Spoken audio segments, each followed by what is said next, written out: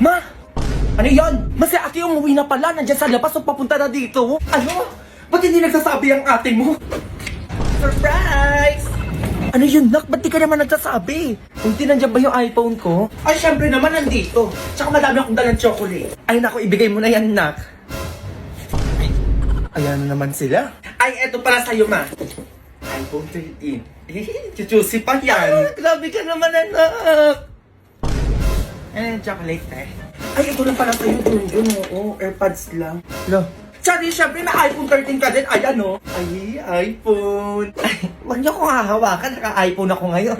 Sana all bago cellphone. Ako po, nagpapapansin na naman itong mga to. Nakakita lang ng galing sa ibang bansa. Ay, Mars. Mars, damit lang. Mars, baka may sobrang sabon dyan. Tingin naman. Kahit chocolate lang. Ay, grabe naman, buong pamilya. Wala, oo. Ibibenta namin itong mga to. Ibibili nyo ba? Grabe namang ugali yan. Damo naman na ito. Yan nga eh.